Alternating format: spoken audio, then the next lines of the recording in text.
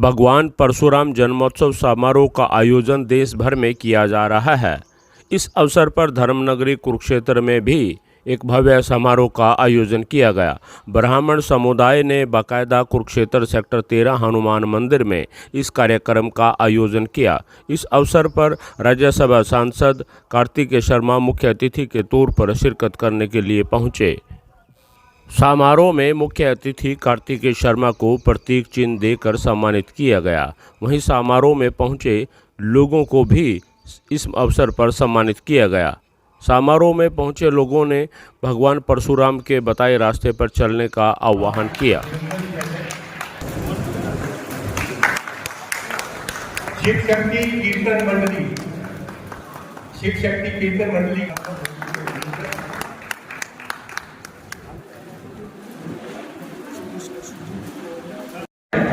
Sector 13 की कार्यकारिणी के सदस्य हैं, कहीं पर भी ड्यूटी पर हो कृपया मंच पर आ जाए मुख्य अतिथि के साथ। अभिनंदन किए गए। अब मैंने लगभग 100 कार्यक्रम किए पूरे 22 दिनों के अंदर, जहां मैं लोगों से जाकर मिला और समझना चाहा कि क्या रोशनी कारण है।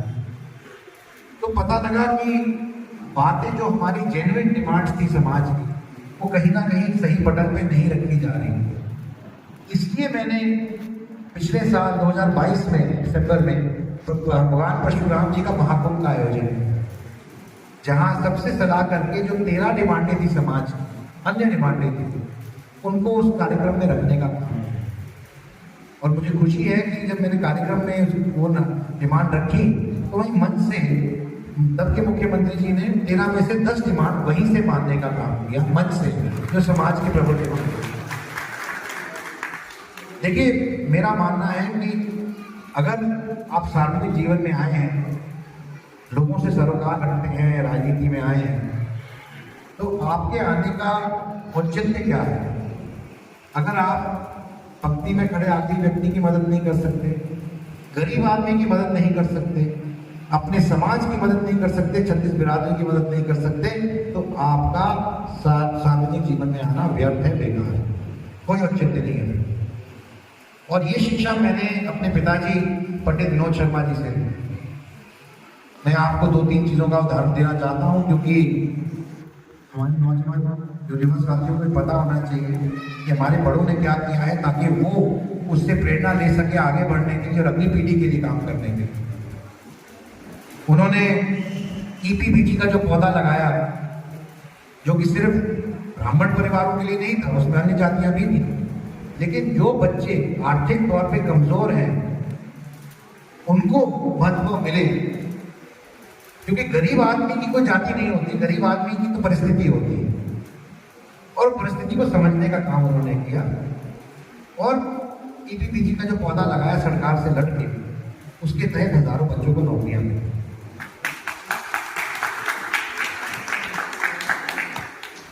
उन्होंने इंटरव्यू सिस्टम की जो कुरीति थी हमारे प्रदेश में, उसके खिलाफ आवाज उठाई और लड़ाई लड़ने का काम किया।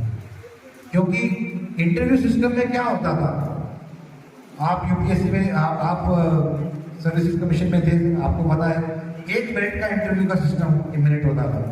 1 मिनट में बच्चे से क्या पूछते थे? उसका नाम और कुछ नहीं, सिर्फ नाम पूछते थे। और 10वीं पास वाले लोग पीएचडी के बच्चों का इंटरव्यू लेते थे। तो ये कुरीति को खत्म किया ताकि बच्चों को मेरिट पे नौकरी मिल सके, अपनी क्षमता के हिसाब से नौकरी मिल सके, ये व्यवस्था परिवर्तित करने का काम। फिर जो धोलीदार का हक था, मालिकाना हक, उसमें भी हमारा ब्राह्मण समाज था, लेकिन अन्य 28 और जातियां भी थी, बूंदीदार, बूंदीमार और भी थे। और उनको जब 50, 100, 200 साल से लोग उस जमीन पर जुताई भी कर रहे थे, उनका घर भी था, लेकिन मालिकाना हक नहीं मिला, उसकी लड़ाई लड़ने का काम किया ताकि उनको अपना मालिकाना हक मिल सके। जब मेरे संज्ञान में बात आई, क्योंकि ईपीबीजी का जो कानून था वो ईडब्ल्यूएस में सम्मिलित हो गया, तो लगभग 800 ऐसे बच्चे थे जिनकी नियुक्ति अटक गई किसी लीगल त्रुटि की वजह से, कोर्ट के आदेश की वजह से। आपको बताना चाहता हूँ कि उनमें से हमारे सबके प्रयासों से अब 650 बच्चों की नियुक्ति हो चुकी है 800 बच्चों में से, और जो 150 बचे हैं उनकी भी बहुत जल्दी होगी, और जब तक नहीं होगी हम चैन से नहीं बैठेंगे। तो प्रयास करने वाले की हार नहीं होगी। अगर नियत साफ हो तो आप प्रयासरत रहे तो भगवान परशुराम जी के आशीर्वाद से आपको सफलता मिलेगी, कहीं ना कहीं मिलेगी। मैं ये बात इसलिए भी करना चाहता हूँ, आप मुझसे पहले वक्ता ने कहा कि हमारा इतना प्रतिशत वोट शेयर है, हमारा इतना हक बनता है। तो मैं एक बात कहना चाहता हूँ, मैं चाहूँगा मेरे बड़े बुजुर्ग बैठे हैं यहाँ पर, इस बात का बुरा ना माने, पर अगर कमी है तो कहीं ना कहीं हमें खुद को झांक के देखना चाहिए कि कमी क्या है, क्यों है, क्या कारण है। इस पे विचार भी होना चाहिए, इस पे शोध भी होना चाहिए, क्या कारण है कि कमी रहे, इस पे विचार करना चाहिए। मुझे बहुत अच्छा लगा जब आज के आयोजकों ने संस्था के अंदर ये कहा कि हमारा कोई भी अध्यक्ष नहीं है, हमारे कोई कार्यकारिणी है, 20 लोगों की मिलकर चलाती है, सब चलाती है। बहुत अच्छा उदाहरण प्रस्तुत किया, बहुत बढ़िया। लेकिन हम लोकतंत्र में रहते हैं और लोकतंत्र में सरों की गिनती होती है, इसलिए सही जगह सही समय पर अपनी बात रखना ये हमारा भी उतना ही मौलिक अधिकार है जितना किसी और का है। मैं आज इस मंच से कहना चाहता हूँ, हमें ज़्यादा नहीं चाहिए, हमें दूसरे का नहीं चाहिए, हम कम भी नहीं लेंगे, जितना हक बनता है उतना ही लेंगे। लेकिन इसके लिए आप सबों को, हमारे समाज के प्रबुद्ध लोगों को, बड़ों को, बुजुर्गों को और नौजवान साथियों को, सबको दृढ़ निश्चय के साथ फैसला करना पड़ेगा। फैसला करना पड़ेगा कि लोकतंत्र में अपनी आवाज़ संगठित होकर रखनी पड़ेगी, एकता से रखनी पड़ेगी, प्रबल तरीके से रखनी पड़ेगी, सक्षम होकर रखनी पड़ेगी, तभी हमारी आवाज़ सुनी जाएगी। और ये बात मैं पहले भी कहता रहा हूँ, आज भी कह रहा हूँ, आगे भी कहूँगा। इसलिए लोकतंत्र में अपनी बात रखनी जाए सही पटल पे, ये आप सबका दायित्व है, आप सबकी जिम्मेवारी। मैं आपको एक उदाहरण देना चाहता हूँ। ये विडंबना है हमारे देश में कि जब तक हमें कोई बात बाहर के लोग आके नहीं बताते, पश्चिम के लोग नहीं आते, अमेरिका से लोग नहीं आके बताते, तब तक हमें अपनी संस्कृति, अपनी प्रथा, अपनी आस्था के ऊपर भी विश्वास नहीं होता। ये विडंबना है। मैं आपको एक उदाहरण देना चाहता हूँ। ये लगभग 150-200 साल पहले की बात है, जब पहली बार दो दुनिया के बहुत बड़े साइंसदानों ने ऑडियो पहली बार दुनिया में रिकॉर्ड हो रही थी ऑक्सफोर्ड यूनिवर्सिटी में। तो प्रोफेसर मैक्स मूलर और थॉमस एडिसन, दोनों बहुत बड़े साइंसदान हैं, उन्होंने फैसला किया कि जब पहली दुनिया में आवाज़ रिकॉर्ड होएगी तो वो आवाज़ क्या होनी चाहिए। तो उन्होंने रिसर्च की और उनको पाया गया उन्होंने कि जो दुनिया का सबसे पुराना ग्रंथ है वो हमारा ऋग्वेद, और ऋग्वेद की पहली ऋचा को प्रोफेसर मैक्स मूलर ने ऑक्सफोर्ड यूनिवर्सिटी में अपनी आवाज़ पे रिकॉर्ड करने का काम किया, क्योंकि उनको पता आया, समझ में आया कि अगर हम पहली आवाज़ रिकॉर्ड कर रहे हैं तो जो दुनिया का सबसे पुराना ग्रंथ है उसको उसी अपनी आवाज़ में उसी ग्रंथ को रिकॉर्ड करना चाहिए, ऐसा उनका मानना था। लेकिन हमारे देश में यही विडंबना है कि जब तक पश्चिम नहीं बोलेगा तब तक हम अपनी वास्ता को नहीं मानेंगे, अपनी संस्कृति को नहीं मानेंगे। मैं एक और आपसे साझा करना चाहता हूँ। मुझे सौभाग्य मिला भगवान राम के अयोध्या के मंदिर की प्राण प्रतिष्ठा में जाने का मुझे न्योता मिला। अलौकिक दृश्य था, बहुत सुंदर था, मन प्रफुल्लित था देखकर। सोचा नहीं था कभी जिंदगी में ये दिन देखने को मिलेगा। 10-11 साल का आऊँगा जब पहली बार ये विषय मेरे संज्ञान में आया। जब मैं वापस आया वहाँ से तो उच्च सदन का मैं मेंबर हूँ, वहाँ पर चर्चा हुई। राष्ट्रपति जी ने अपने अभिभाषण में लगभग 5-6 बार राम मंदिर का वर्णन किया, तो उस पर ऑपोजिशन वालों ने आपत्ति नहीं की। उन्होंने कहा कि देश के राष्ट्रपति देश की संसद में राम मंदिर का वर्णन क्यों कर रहे हैं, ये अनुचित है, ऐसा नहीं होना चाहिए। तो मैं खड़ा हुआ अपना पक्ष रखने के लिए। मैंने बात रखी और मैंने कहा मैं हरियाणा का हूँ, हरियाणा से आता हूँ, और हमारे यहाँ तो प्रथा है, चाहे कोई भी व्यक्ति हो, किसी भी जाति का हो, किसी भी धर्म का हो, हम तो लोगों का अभिनंदन राम राम करके करते हैं, हमारे यहाँ तो प्रथा ही है। आप सिर्फ लोगों की आस्था पे कटाक्ष नहीं कर रहे हैं, आप 140 करोड़ लोगों की प्रथा और संस्कृति पे भी कटाक्ष कर रहे हैं। ये उदाहरण इसलिए देना जरूरी है क्योंकि जो देश, मैं बात करूँ इंडोनेशिया की, कंबोडिया की, मैं बात करूँ थाईलैंड की, जहाँ पे राजा अपने आप को आज भी 10वां भगवान राम के नाम से राजा लिखा जाता है। इंडोनेशिया जो दुनिया का सबसे बहुल मुस्लिम देश है, जिन्होंने अपना धर्म बदल दिया पर अपनी संस्कृति और प्रथा नहीं बदली, अभी भी नहीं बदली, अभी भी वहां 1 महीने रामायण होती है। तो विडंबना यह है कि उन्होंने तो अपनी प्रथा और संस्कृति नहीं छोड़ी, धर्म बदलने के बावजूद हम लोग कैसे छोड़ सकते हैं अपनी प्रथा और संस्कृति? तो अपनी विवेक से, अपनी सोच से सही फैसला लीजिए। मेरा आपसे बस इतना ही निवेदन है, क्योंकि लोकतंत्र में हर आदमी को हक है अपनी बात रखने का, और आपको भी हक है अपनी बात रखने का।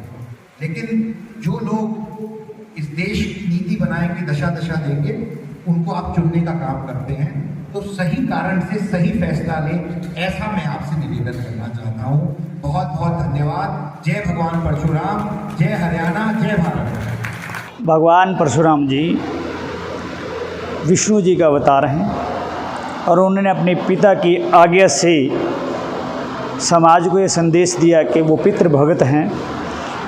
एक समय में उन्होंने अपने पिता के कहने पर पूरे अपने पितृ भगत का पालन करते हुए पूरा कर्तव्य निभाया था।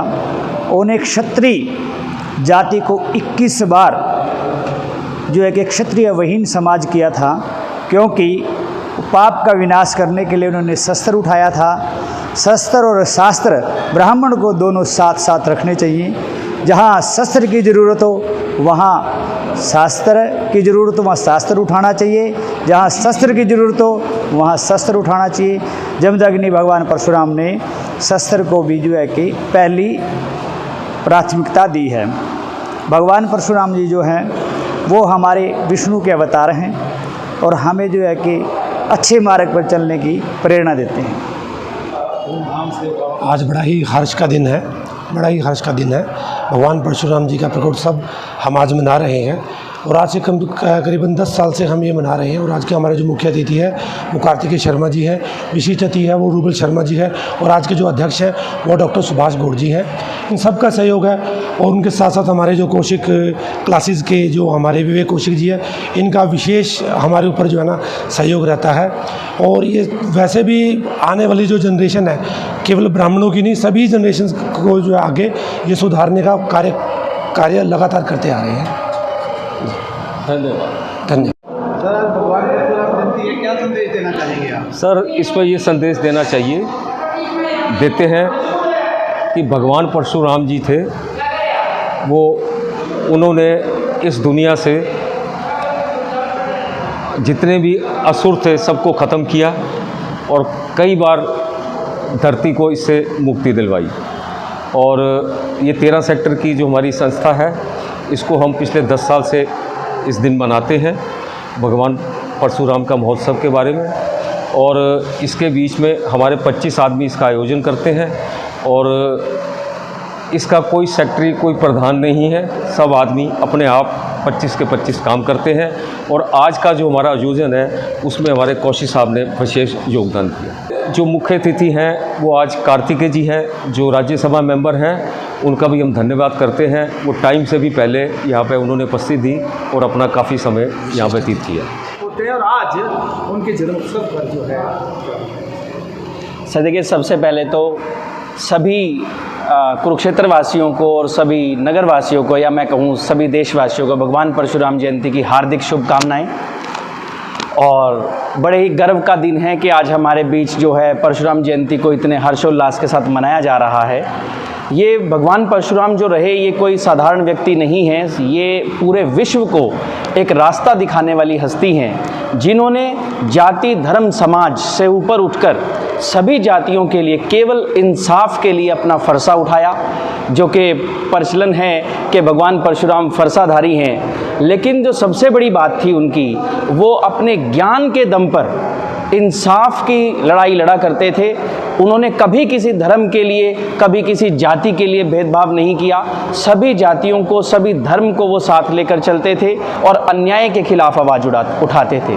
और इसी कड़ी को आगे बढ़ाते हुए मैं आप सबसे अनुरोध करूंगा, सभी ब्राह्मण भाइयों से अनुरोध करूंगा कि ब्राह्मण जो है या पंडित जिसे कहा जाता था, वो इस संसार के अंदर ज्ञान का एक स्रोत था। तो इसीलिए हम इस कड़ी को आगे बढ़ा के चलें और जितना हो सके हम सब समाज को अपने साथ जोड़ें, हम सब समाज के साथ कल्याण के लिए कार्य करें और जो भी ज्ञान का असली भाव है जो भगवान परशुराम जी ने अपने जीवन के थ्रू सिखाया, उसे हम प्रचार प्रसार करें। आज के कार्यक्रम में जो मुख्य अतिथि रहे, क्या बताएंगे उनके बारे में? आज का जो कार्यक्रम था, जिन्होंने सहयोग दिया ब्राह्मण समाज को या ब्राह्मण सभा को या सेक्टर 13 की जो भी अपना हमारी समस्त ब्राह्मण सभा है, उसके बारे में क्या बताएं? जी, सबसे पहले मैं धन्यवादी हूँ सेक्टर 13 की ब्राह्मण सभा का, जो हर साल निरंतर पिछले 9 साल से, ये 10वां साल है, जो बहुत अच्छे तरीके से बड़े ही हर्षोल्लास के साथ इस जयंती को मनाते हैं, उनके प्रकट दिवस को मनाते हैं।